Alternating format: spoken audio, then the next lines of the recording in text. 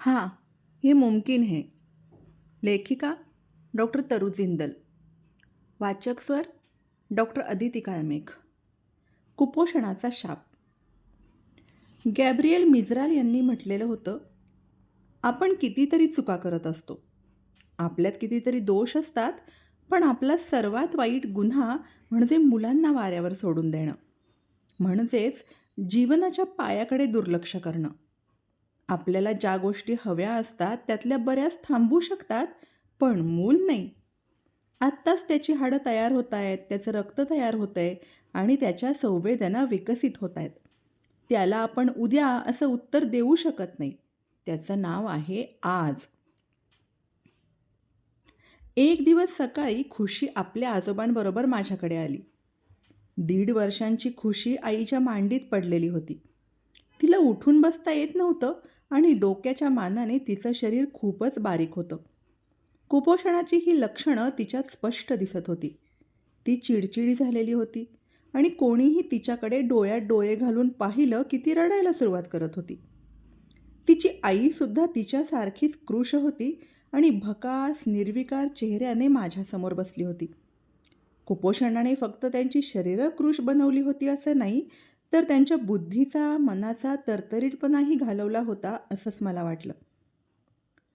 Madam, सुकडावर इथं उपचार होतात असं आम्ही ऐकलं म्हणून आलो. हाताची घडी घातलेले तिचे आजोबा म्हणाले. कुपोषणाकरता सुखडा हा स्थानिक शब्द हे लोक वापरायचे. त्याचा अर्थ सुकलेला. 1.5 वर्षांच्या खुशीचं वजन फक्त 5 किलो होतं. खरं तर एखादं बाळ 4-5 महिन्याचं झालं की त्याचं वजन 5-1 किलो होतं. खुशीचं केवळ वजन कमी होतं असं नाही, तर तिच्या वयाच्या मानाने तिने कितीतरी शारीरिक विकासाचे टप्पे गाठलेलेच नव्हते. ती सतत आईच्या मांडीत पडून राहायची. तिने कधी स्वतःहून तर नाहीच, पण धरूनसुद्धा उभं राहायचा प्रयत्न केला नव्हता. खुशीचा शारीरिक विकास तिच्या वयाच्या मानाने 1 वर्ष तरी मागे होता हे स्पष्ट दिसत होतं. तिची आई रत्ना हिचं वजन फक्त 32 किलो होतं. लहानपणापासूनच ती अशक्त आहे, आजोबा म्हणाले. स्वतः कुपोषित असलेल्या त्या आईचं मूलही कुपोषितच असणार हे उघड होतं. कमी पोषण मिळणाऱ्या आईच्या पोटातच बरेचदा बाळाचं खुरटणं म्हणजे स्टंटिंग होत असतं. जर खुशीला तिच्या बालपणातच चांगला पौष्टिक आहार मिळाला नाही, तर ती मोठेपणी कमी उंचीची, कमी वजनाचीच राहणार आणि मग तिची मुलंही तशीच खुरट्या वाढीची होणार. अशा प्रकारे हे दुष्टचक्र चालूच राहतं. कुपोषणाचा किती मोठ्या प्रमाणावर भयंकर परिणाम आपल्या देशाच्या मनुष्यबळावर होतो आहे, हे मी जेव्हा कुपोषणावर काम करायला सुरुवात केली, तेव्हा मला प्रकर्षाने जाणवलं. पहिले 1000 दिवस अशी एक संकल्पना आहे. यामध्ये गरोदरपणातले 9 महिने आणि बाळाच्या वयाची पहिली 2 वर्ष येतात. या अत्यंत महत्त्वाच्या 1000 दिवसांच्या कालावधीत आधी आईला उत्तम पोषण मिळालं आणि नंतर बाळ जन्मल्यानंतर त्याला चांगलं पोषण मिळालं, तर ते मोठं होताना त्याच्या पूर्ण क्षमतेइतका त्याचा शारीरिक आणि बौद्धिक विकास होऊ शकतो. नाहीतर त्याचा पूर्ण क्षमतेइतका विकास होत नाही. कुपोषित मेंदूतील न्यूरॉन्सची म्हणजे मज्जापेशींची वाढ ही चांगलं पोषण मिळालेल्या मेंदूपेक्षा तुलनेने खूपच कमी होते हे सिद्ध झालेलं आहे. भारतात 38.4% मुलं ही खुरटलेली असतात आणि 35.7% कमी वजनाची असतात. याचाच अर्थ जवळपास अर्ध्या मुलांचा शारीरिक आणि बौद्धिक विकास त्यांच्या पूर्ण क्षमतेइतका होत नाही आहे. या 38.4% मुलांची खुरटलेली वाढ ही फक्त शारीरिक नसून मेंदूचीही आहे, हे जेव्हा माझ्या लक्षात आलं तेव्हा मला धक्काच बसला. जर आपण ही परिस्थिती बदलली नाही, तर आपण आपल्या देशाचं भविष्य धोक्यात घालत आहोत. जगातल्या सर्व देशांपैकी भारतात सर्वाधिक कुपोषित मुलं आहेत. मसाढीत जाऊन काम करेपर्यंत मला हे काहीच माहीत नव्हतं. या गंभीर समस्येवर उपाययोजना करण्याचा प्रयत्न करणाऱ्या प्रकल्पाचा मी हिस्सा आहे, यामुळे मला बरं वाटलं. सिव्हिअर ॲक्यूट मालन्यूट्रिशन म्हणजे सॅम ही अशी अवस्था आहे की ज्यात मूल इतकं कुपोषित असतं की ते सर्वसामान्य निरोगी मुलापेक्षा दगावण्याची शक्यता 3 पटींनी वाढते. या मुलांच्या शरीरात शक्तीचे साठे म्हणजे इंटरनल रिझर्व्स कमी असल्याने त्यांना न्यूमोनिया, हगवण आणि कानाचे जंतू संसर्ग पटकन होतात. त्यामुळे त्यांच्या कुपोषणावर उपचार करणं हे एखाद्या आपत्तीच्या ठिकाणी तातडीने मदतकार्य पोहोचवण्यासारखं आहे. या समस्येवर पटकन आणि जोरदार उपाय करणं आवश्यक आहे. ह्या सॅम बाळांकरता आमच्या केंद्रांवर आम्ही सामाजिक पातळीवर प्रकल्प सुरू केला होता, पण मला त्याकडे फारसं लक्ष पुरवता आलेलं नव्हतं. या क्षेत्रातलं प्रशिक्षण माझ्यापाशी नसल्यामुळे मला हा कार्यक्रम राबवताना हरवल्यासारखं वाटत होतं आणि त्यामुळेच त्याच्याकडे दुर्लक्ष होत होतं. पण हळूहळू मी त्या विषयावरचं वाचू लागले आणि आपल्या देशात कुपोषणावर काम करणं इतकं महत्त्वाचं का आहे हे माझ्या लक्षात आलं. आमच्या पिढीचं ते एक सर्वात महत्त्वाचं ध्येय होतं. मी जसं जास्त वाचन करू लागले तसं या कुपोषित मुलांवर उपचार करण्याचा आत्मविश्वास मला वाटू लागला. मग मी आमच्या परिचारिका सहाय्यकांनाही प्राथमिक गोष्टींचं प्रशिक्षण दिलं. जसं की कुपोषित मुलं ओळखण्यासाठी मुलांची उंची, वजन मोजायचं.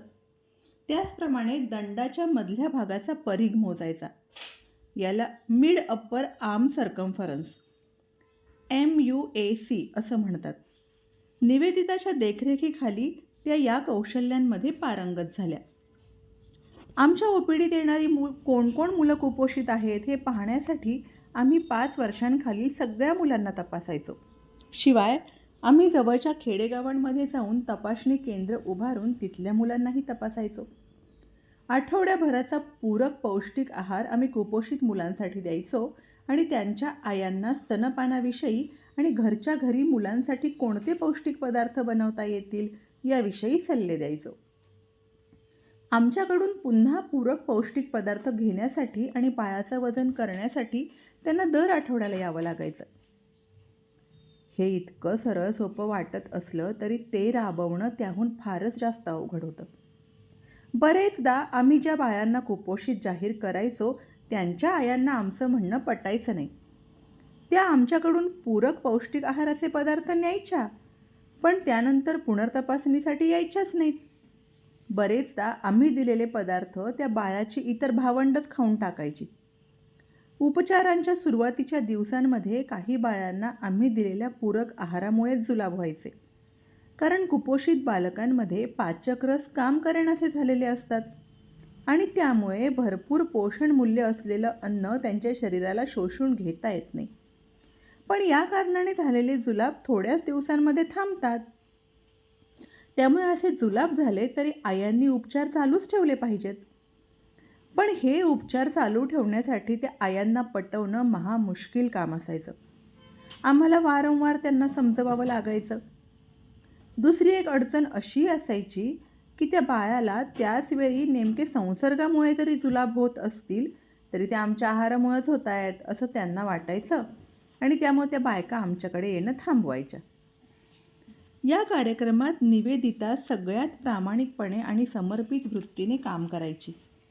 ती स्वतः प्रत्येक कुपोषित मुलाच्या घरी जाऊन त्याच्या आईला पुनर्तपासणीसाठी पटवायचा प्रयत्न करायची. काही घरी तर तिला 8-9 वेळा खेपा माराव्या लागायच्या. आई बाळाला घेऊन आमच्याकडे यायला सुरुवात करेपर्यंत ती हार मानायची नाही. आमच्या परिचारिकेच्या सहाय्यकांनीही खूप चिकाटीने काम केलं. बिहारच्या 48 डिग्रीच्या उन्हाळ्यात त्या डोक्यावर काहीतरी घालून दिवसभर मुलांची तपासणी करायला उभ्या राहायच्या. प्रत्यक्ष आघाडीवर काम करणाऱ्यांच्या बांधिलकी आणि चिकाटीशिवाय आमचे आरोग्याचे निर्देशांक बदलायला खूप काळ जावा लागला असता आणि तोवर कितीतरी लहानग्यांचं आयुष्यभराचं नुकसान झालं असतं. आता खुशीकडे परत वळूया. आम्ही तिला आणि तिच्या आईलाही रुग्णालयात दाखल करून घेतलं. तिच्या आईलाही उपचारांची गरज होती. ती अक्षरशः एखाद्या काटकीसारखी बारकुडी होती. परिपूर्ण चौरस आहार आणि पौष्टिक पूरक आहारामुळे त्या दोघीही पुढच्या काही दिवसात जास्त तरतरीत बनल्या आणि त्यांच्या प्रतिसाद देण्याच्या क्षमतेमध्येही सुधारणा झाली. खुशी बसायला लागली आणि तिची आई हसायला लागली. केवळ 6 दिवसात खुशीमध्ये लक्षणीय प्रगती दिसू लागली होती. तिच्या संवेदना जागृत करायला तिच्याशी रंगीबेरंगी खेळणी घेऊन खेळायला आमच्या परिचारिका सहाय्यकांना सांगितलं होतं. केंद्रातले जवळपास सगळेच जण तिला घेऊन फिरायचे. मला ती क्वचितच एकटी दिसायची. एका कुपोषित मुलाला दवाखान्यात भरती करून उपचार करायची माझी ती पहिलीच वेळ होती. त्यामुळे मीही शिकत होते. खुशी रांगायच्या स्थितीत येऊन फक्त 11 दिवसात कशाचा तरी आधार घेऊन उभी राहू लागली हे पाहून मी थक्क झाले. तिच्या चेहऱ्यावरचे हावभाव अधिक तरतरीत झाले. इथे येण्यापूर्वी मंदपणे आणि निर्विकारपणे पडून राहणारी खुशी आता सतत नवनवीन गोष्टी बघायला, हातात घ्यायला पुढे झेपावू लागली होती आणि सतत वेगवेगळे आवाज काढू लागली होती. ओपीडी चालू असताना ती माझ्या खुर्चीखाली रांगत रांगत यायची आणि मला बोलावत राहायची. मी स्वतः आई नसले तरी मला आई झाल्यासारखंच वाटत होतं. पौष्टिक तत्वांचं अत्यंत उच्च प्रमाण असलेला आहार, संवेदना चेतवण्यासाठी भरपूर खेळ आणि अतिशय हळुवारपणे, प्रेमळपणे घेतलेली काळजी, या साऱ्यांमुळे खुशीला पटापट विकासाचे टप्पे गाठायला मदत झाली. तिच्या आईसोबत आम्ही वारंवार आणि मनापासून चर्चा केलेली असल्यामुळे खुशी घरी गेल्यानंतर पुन्हा सॅम गटात जाणार नाही याची आम्हाला आशा होती. बाळाला योग्य पौष्टिक आहार मिळावा याकरता आईच्या क्षमता वाढवणं आणि तिला प्रशिक्षण देणं फार महत्त्वाचं होतं. नंदिनीसुद्धा अशीच एक टोकाची केस होती. ती 5 वर्षांची होती आणि तिचं वजन होतं केवळ 5.4 किलो. तिला पाहिलं तेव्हा माझ्या डोळ्यांवर माझा विश्वासच बसेना. तिच्या अंगावर काहीच मांस नव्हतं, फक्त हाडं उरली होती. आफ्रिकेच्या कोणत्या तरी दुर्गम कोपऱ्यातल्या दुष्काळग्रस्त खेड्यातल्या एखाद्या फोटोतल्यासारखी ती दिसत होती.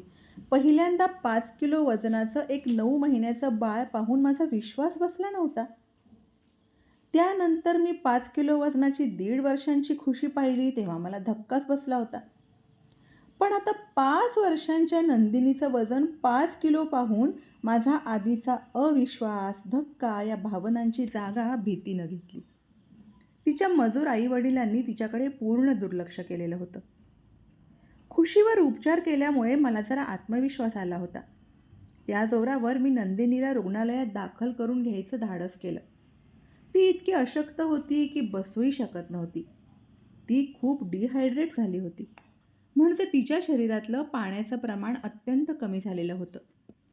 2 दिवस मोजून मापून काळजीपूर्वक सलाईन दिल्यानंतर ती डोळे उघडून इकडे तिकडे पाहू लागली. तिची आजी तिला प्रेमाने खोबरेल तेलाने मसाज करायची आणि आम्ही दिलेला पौष्टिक आहार हळूहळू खायला घालायची. आत्मविश्वासाने उठून बसून नीट खायला तिला 1 आठवडा लागला. ती महिनाभर आमच्याकडे होती. महिन्याभरात तिची तब्येत बरीच सुधारली. तिच्या आईवडिलांना काहीच पडलेलं नव्हतं, पण तिची आजी मात्र नियमितपणे आमच्याकडे येत राहिली आणि 3 महिन्यानंतर नंदिनीने आपली पहिली पावलं टाकली.